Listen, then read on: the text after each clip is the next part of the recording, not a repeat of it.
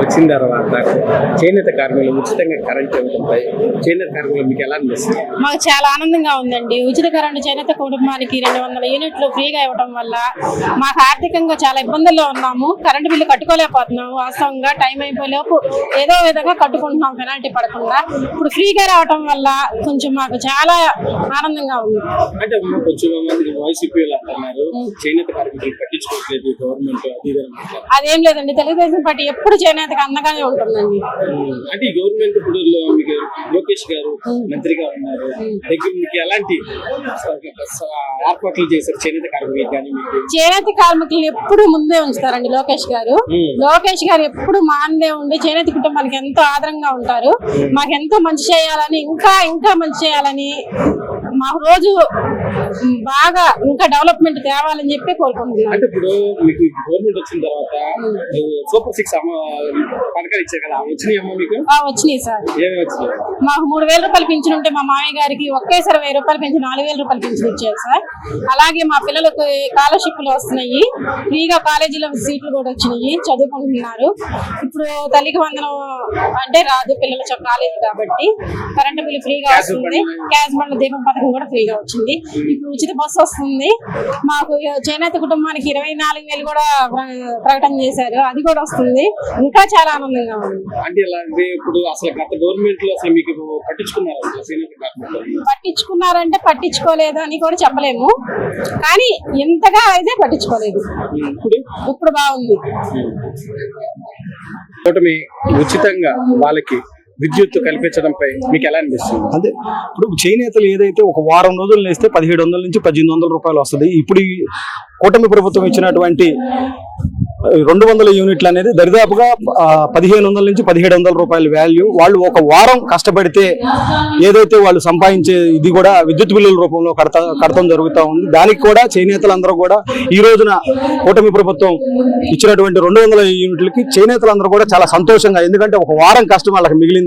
వాళ్ళ పిల్లలకి ఇంకొంచెం నాణ్యమైన భవిష్యత్తు ఇవ్వడానికి ఈ 200 యూనిట్లు అనేది చాలా ఉపయోగపడుతుంది అని చెప్పి చేనేతలందరూ కూడా చాలా ఆనందంగా ఉన్నారు. మేమంతా కూడా చాలా ఆనందపడతా ఉన్నాం. అంటే చేనేతలకి అసలు పట్టించుకోవట్లేదు ఈ గవర్నమెంట్, అది ఇదని వైసీపీలు మాట్లాడుతున్నారు. గతంలో మేమే చేనేతలకి వాళ్ళకి పెద్దపీట వేసాము, అది ఇదని మాట్లాడుతున్నాం. చేనేతలకు పెద్దపీట వేసామంటే మా మంగళగిరి పరిస్థితి తీసుకోండి. మా మంగళగిరిలో దరిదాపుగా 2,150 మొగ్గాలు ఉంటే మీరు ఇచ్చింది ఆఫ్టర్ ఆల్ 270 మొగ్గాలకి. అంటే మిగతా వాళ్ళందరూ చేనేతల కింద కనపడలేదా మీకు అని చెప్పి నేను వైసీపీ ప్రభుత్వాన్ని ప్రశ్నిస్తా ఉన్నా.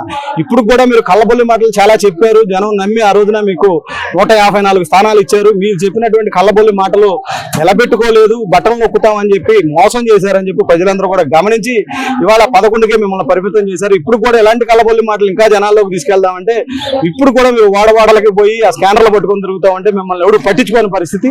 రేపొద్దున మీరు వీధుల్లో కూడా రాకుండా ప్రజలు చూసుకుంటారని చెప్పి నేను తెలియజేస్తాను. అంటే సార్ ఇప్పుడు జగన్మోహన్ రెడ్డి మాజీ ముఖ్యమంత్రి అయ్యి ఉండి ఆయన స్కాన్ తీసుకొచ్చి మీరు ఇది చెయ్యండి, నెక్స్ట్ నేను గవర్నమెంట్ మళ్ళీ ముఖ్యమంత్రి అవుతాను, ఆ సంగతి చేస్తాను, యాప్ లో వాళ్ళ పేరు నమోదు చేయండి, అది ఇది మాట్లాడతారు. అసలు చాలా మాట్లాడచ్చు అంటారా? జగన్మోహన్ రెడ్డికి నేనైతే పిచ్చి పిక్స్ లో ఉందని చెప్పి నేను అనుకుంటా ఉన్నా. ఎందుకంటే అతను మెంటల్లీ డిజార్డెడ్ మైండెడ్ తో ఎప్పుడు ఏం మాట్లాడుతా ఉన్నాడో, ప్రెస్ ముందుకు వస్తే వాళ్ళు ఏం మాట్లాడుతా ఉన్నాడో, ఏది పడితే అది మీరు పేర్లు రాసుకోండి, వాళ్ళు ఎవరని తెలుస్తారు. నీకు 154 సీట్లు ఇచ్చిన ప్రజలు మళ్ళా తిరిగి 11 ఇచ్చారు. రేపొద్దున నీ స్థానం నువ్వు గెలుస్తావా లేదా అని చెప్పి నేను జగన్మోహన్ రెడ్డిని చూసుకోమని చెప్తా ఉన్నా. ఎందుకంటే ఎక్కడికెక్కడ పర్యటన పేరుతో పొగాకు దీని దగ్గరికి వెళ్ళి అక్కడ ఉన్నటువంటి పొగాకు బిళ్ళని నాశనం చేశారు. మిర్చి అటుకు వచ్చి మిర్చి బస్తాలు దొంగతనం చేసుకెళ్లారు. అలా ఎక్కడికి వెళితే అక్కడ మీ వల్ల అక్కడ నష్టం జరుగుతూ ఉంది తప్ప, అక్కడ మొన్న నెల్లూరు జిల్లాలో ఒకసారి మామిడికాయల కింద పోసి తొక్కించడం, అక్కడ ఉన్నటువంటి రైతులకి ఏదైతే 4 ట్రాక్టర్లు 5 ట్రాక్టర్ల మామిడికాయలు తీసుకొచ్చి, అది యూట్యూబ్ ద్వారా చూశాను, మాకు డబ్బులు కూడా ఇవ్వలేదు, తీసుకొచ్చి సంవత్సరకాలం పండించిన పంట అంతా కూడా నేలపాలు చేశారని చెప్పి అక్కడ ఉన్న రైతులు మాట్లాడటం కూడా చూసాం. ఈ రోజున జగన్మోహన్ రెడ్డి ఎక్కడికక్కడ తన పేటీఎం బ్యాచ్, తన వైసీపీ గోండాలతో ఎక్కడికి వెళ్తే అక్కడ నాశనం సృష్టిస్తా ఉన్నాడే తప్ప, ఇది నువ్వు ఎవరినైతే పలకరించడానికి ఒక వ్యక్తి ఎవరైతే చనిపోయో ఎవరైతే బాధితులు ఉన్నారో వాళ్ళ పలకరించడానికి వెళ్ళి ఇంకో ఇద్దరు చంపే వాళ్ళ సొంత కార్యకర్తలను చంపేసి మా సొంత కార్యకర్తలు మేము చంపుకుంటే మీకేంటి అనే పరిస్థితుల్లో, అంటే ఒక మనిషి ప్రాణం కూడా జగన్మోహన్ రెడ్డి లెక్కలేదని చెప్పి అధికార ద్రాహంతో ఊగిపోతా ఉన్నాడు. అతనికి రేపొద్దున పులివెందుల్లో కూడా గెలిచే పరిస్థితి లేదని నేను గంటాపదంగా చెప్తాను. కూటమి గవర్నమెంట్ ఏమో పథకాలు మేము ఇచ్చాం, మీ ఇంటికి వచ్చినాయా లేదా, రాలేదా అని అడగడానికి వెళ్తుంది. వైసీపీ కూడా ఈ గవర్నమెంట్ వచ్చిన తర్వాత ఒక్క పథకం కూడా ఇవ్వట్లేదు, స్కాన్ చేయండి అది ఇదని. అంటే ఈ ఇద్దరు ఒకేసారి వెళ్ళడంపై మీరేమంటారు? అంటే నేను ఇప్పుడు ఏం అడుగుతానంటే వైసీపీ వాళ్ళకి కానివ్వండి, జగన్మోహన్ రెడ్డికి కానీ కళ్ళు కనపట్టలేదా? ఎందుకంటే ఏదైతే చంద్రబాబు నాయుడు గారు సూపర్ 6 పథకం ప్రకటించారో 6 సిలిండర్లు ఇస్తానని చెప్పి అన్నారు. గ్యాస్ సిలిండర్లు ఆల్రెడీ ఒక సబ్సిడీ పడింది, 2వ సబ్సిడీ కూడా రిలీజ్ చేస్తా ఉన్నారు. ఈ ఆగస్టు 15 నుంచి మహిళలకు ఉచిత బస్సు ఇస్తా ఉన్నారు. ఏదైతే పెన్షన్లు పెంచుతానని చెప్పారో ఆయన చెప్పిన ఎమ్మటినే 2 నెలల్లోనే పెన్షన్ పెంచి ఆ 2 నెలలు ఎలక్షన్ ముందు నెలది కూడా కలిపి ఇవాళకి కూడా 1వ తారీఖు వచ్చిందంటే ఆంధ్రప్రదేశ్ లో పెన్షన్ల పండుగ జరుగుతా ఉంది. అలాంటి పరిస్థితులన్నీ కూడా జగన్మోహన్ రెడ్డి కనపట్టలేదా? ఇంకా కలబల్లి మాటలు చెప్తా ఉంటే జనం నమ్మే పరిస్థితుల్లో లేరు. మిమ్మల్ని ఎలక ముందు కూడా రానియట్లేదు. అనేక సోషల్ మీడియా మాధ్యమాల్లో చూస్తా ఉన్నా, అమ్మ వెళ్ళి చంద్రబాబు నాయుడు గారు మీకు ఇచ్చారంటే అన్ని మాకు అన్ని వచ్చినాయి అని చెప్పి చెప్తుంటే వీళ్ళు అది అడగడానికి వచ్చి అమ్మని పోతా ఉన్న పరిస్థితి. ఇంకా జనాల్లో మీరు చిత్కారాలు ఎదుర్కోవడానికి రెడీగా ఉంటే జనాలు కూడా మిమ్మల్ని చేరించుకోవడానికి రెడీగా ఉన్నారు. ఇప్పుడు చేనేత వాళ్ళకి ఈ కూటమి గవర్నమెంట్ ఉచితంగా విద్యుత్ ఇవ్వడంపై మీకు ఎలా అనిపిస్తుంది? చాలా సంతోషం. ఎందుకంటే చాలా ఇబ్బందులు ఉన్నారు చేనేతలో. వాళ్ళకి చాలా ఇంటిల్లే బాధ కష్టపడతాయి, కానీ సాయంత్రానికి 500 రూపాయలు రాని రోజులు. ఈ రకంగా ఎన్నో పెట్టుబడులు పెరిగిపోయి ఆ మధ్య అయితే జిఎస్టీ వేసి నడ్డు విడిచారు. ఇప్పుడు దేవుడి వల్ల బాబు గారు జిఎస్టీ నేనే కట్టుకుంటా ఉంటున్నాను. అలాగే ముడిసరికి ఇబ్బంది, అలాగే తృప్తి పథకం ఒకటి దొరికి ఆపేస్తే ఆయన మళ్ళీ పునఃప్రారంభించారు.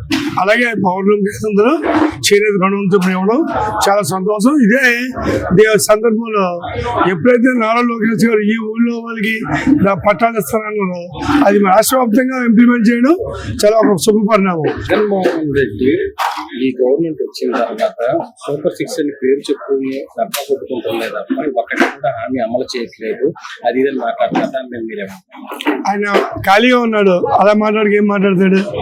అని రావడంతో అన్న క్యాంటీన్లు ఓపెన్ చేశారు, రోడ్లు రిపేర్ చేశారు, చెత్త పని తీసేశారు. అలాగే తల్లికి వందనం, అలాగే అన్నదాత సుఖీభవ, రేపు పొద్దున్న ఆగస్టు 10 నుంచి బస్సులు ఫ్రీ. ఒకటి చెప్పినని కూడా 90% ఆల్రెడీ నెరవేర్చారు 1 year లోనే. గత 4 ఏళ్ళలో కూడా నెరవేరుతున్న నమ్మకం అందరికీ ఉంది, కలిగింది. నెక్స్ట్ నేను ముఖ్యమంత్రి అవుతాను గవర్నమెంట్ అది కళ ఎట్టి పరిస్థితుల్లోని ఆయనకి బాబు గారు కూడా ఆలోచించక్కర్లేదు. ఎందుకంటే ఆయన నైజం అందరికీ తెలిసిపోయింది. ఆయన ఏంటంటే ఏదో డబ్బులు బటన్ నొక్కితే ఓట్లు చేస్తారు అనుకున్నారు. రోడ్లు మౌలిక సదుపాయాల మీద ఆయన దృష్టి పెట్టలేదు.